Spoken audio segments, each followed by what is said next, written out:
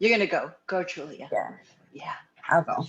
Yeah, so last week, I'm in Utah right now, actually. I'm on a trip, but um I was home last week, and I've been recently fighting a lot with one of my best friends, and we go back 10 years, back to middle school. Like, we're really close.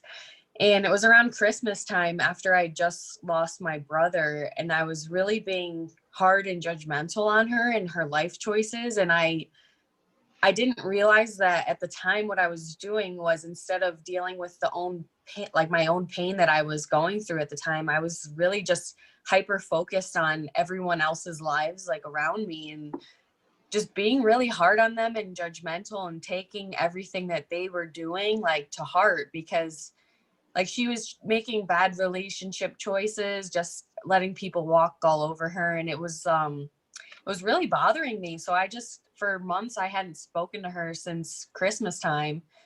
And one day it was starting to, like, get to me. And I went back and I read through the conversation, and I just saw it completely opposite from her side of the story. Like, it was like, I'd seen something just, like, in a whole different light. And I realized that, like, I was being a really bad friend. Like, I reached out to her and I apologized, and she was like, I know what you're going through is really hard. Like, I know you're dealing with stuff. And it just completely broke down, like, every wall I had put up.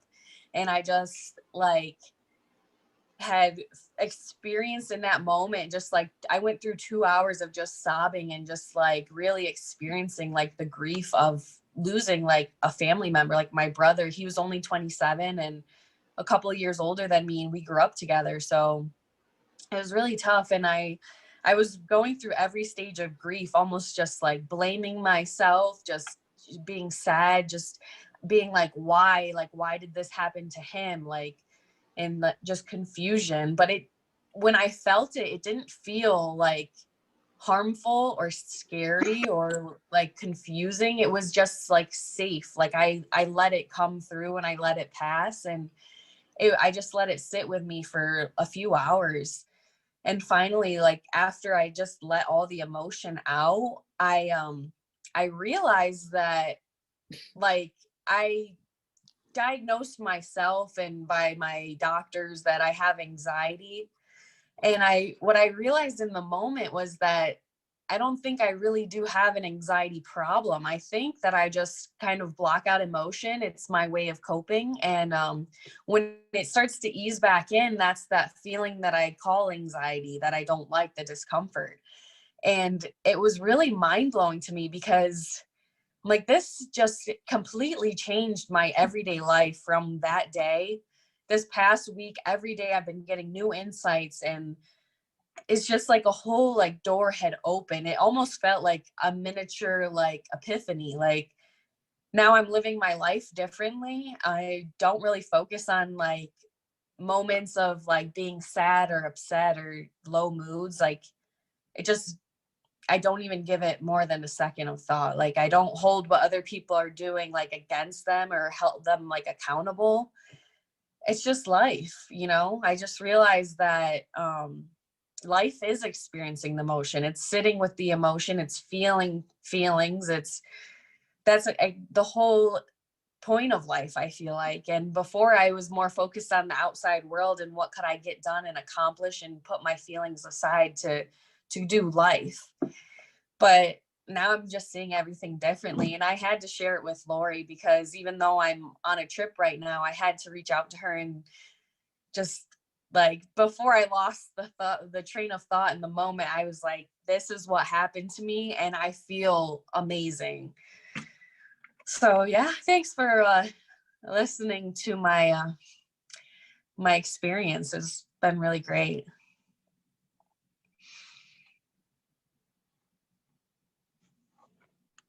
I think you're muted. I forgot Oh, I there was we muted. I was just go. saying thanks so much for sharing that with our community. Awesome, Mark says. Yeah. Yeah, Yeah, it's it's amazing, like, right? Go ahead, Julia. Yeah. I'm just saying it's life changing. And I've actually been speaking to my friend now, daily, like we used to do. And she's been getting into some of the similar work. She read a book. I forgot what it's called. She did an audio of it, but in the book, it explains that people block their blessings. And she's the type of person to, when people reach out to her or offer her things, or, offer to give her money for things, stuff like that, she just turns it down completely. And in relationships, friendships, everything. So she just completely shuts it down before even giving it a thought. And now she said she's saying yes to everything, and she has never been happier. So it's really crazy. It feels like we're both going through these like changes in our lives at the same time. So yeah. Well, you're probably also piggybacking off of each other because the Yeah. insights you're sharing, and you're more open Yeah. now to recognize how understanding that was of her. Mm-hmm. She really understood that, well, you were going through a lot of grief. She didn't take it personally. Mm-hmm. And that opened the door for you to just really not be afraid of your feelings.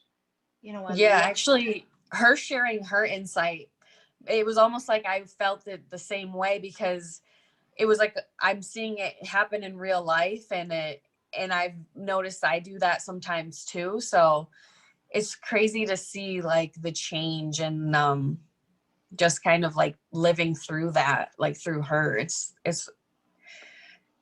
crazy. Yeah.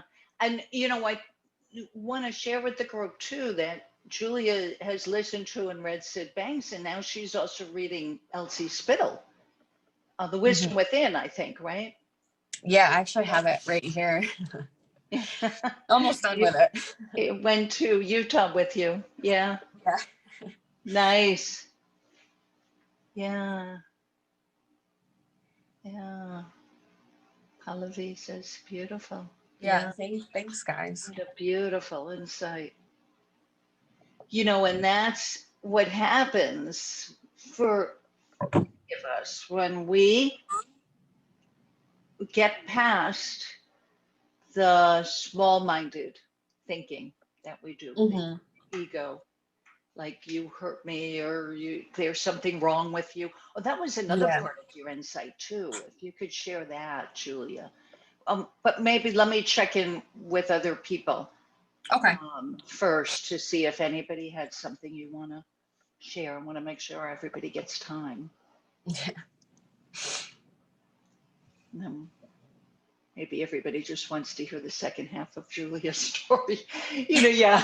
The part where your mom, you realized you were like Oh trying to yeah. fix your mom. I love this. Yeah. Okay, yeah, now I remember. So, I was really sad one day, in the hotel. Normally, I try to stay out and about and explore, just to kind of, so I don't feel those lonely feelings of being on the road and traveling alone. And because it does get really lonely. So I usually try to keep busy every day. And, the one morning I was like, you know what? Like, I'm just going to sit here. I'm still sad about, thinking about my brother. I'm just going to sit here and I'm just going to feel it. And I looked out the window and I was like, this is what's going on out there is not like life. What's happening right here is life. So I just kind of sat there and experienced it. And then I went to call my mom and kind of like reflect with her, maybe like share like some stories about Lucas, make us like feel better. But she was in a really bad mood. Actually, she works like 12 to 18-hour shifts as a 911 operator. So she got like maybe 5 hours of sleep, and she was really just grumpy. She did not want to listen to anything I had to say. And she was just quick to get off the phone. And we are having puppies being born soon, and she had a certain idea of what she wanted to do with the sleeping arrangement. She wanted me to sleep with the puppies to kind of watch the mom and make sure nothing happens. And I wanted to sleep with my own dog, actually, and it's not good to keep a dog, like a male dog and a female dog, like while she's with the puppies. So she wanted me to like leave my other dog in another room and sleep by myself. And I was like, well, why don't we just try it? Like, we've never tried it. I know you've done research on it, but maybe we should just see what happens. And she got really upset. She's like, you know, I've researched for hours and hours. You can look it up. You can Google it. I'm telling you, this is how it's supposed to be done. And I was like, but I understand that you've researched it and it says that on the internet, but why don't we just see what happens? And she's just like, you know what? I've had this little of sleep. I'm hanging up on you. And I was like in shock. Like when we got off the phone, I was like, wow, like my own mom is not even there for me. Like I'm in a really low mood and she's not feeling that I'm upset and reading my mind, and she doesn't want to sit here and talk to me about what's going on in my life. Like I just quickly, I took it to heart, like really fast. And then I let it go.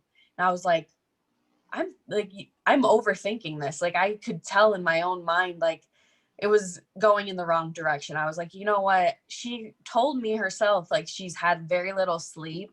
Like she's been stressed out. She's got all these own things going on in her life in New York. And I'm over here, you know, I have my own side of the conversation. And it just at that time, we weren't ready to talk about the same thing and talk about Lucas. And she didn't know that's what I even wanted to talk about. So I've been a lot easier on my parents and giving them like their own space and dealing with the same, you know, grieving, you know, everyone grieves differently. So we've been a lot closer now, and it's just been easy having relationships with people. It's been a lot easier not taking things to heart and, you know, holding it against people. So yeah, that's another insight that I had. They just kept coming like, Yeah, I told Lori, like it's either nothing, like I'll have no insights for weeks, and then all of a sudden it's like every single day, multiple times a day. So it's been hard to keep track of. yeah, I love that. You know, how you dropped into this mode of understanding. Yeah, and it happened fast. I'm really glad that I just it went on like a light bulb. So lucky. Yeah. Yeah. Well, you did say that you let go, you recognize that negative feeling that came from that disappointed thinking. You Yeah. recognize the feeling, and so that alerted you. I Yeah. just let go of this. I could just let Yeah. go of it. It was kind of like a warning sign, like this doesn't feel right, and just let it go. Yeah. Yeah. I love that. The warning sign of the bad feeling that Yeah. I must be in my ego, Yeah. must be caught up in my own personal thinking. Yeah. Yeah. Thanks for listening, guys. I know that I'm taking up a lot of the hour, but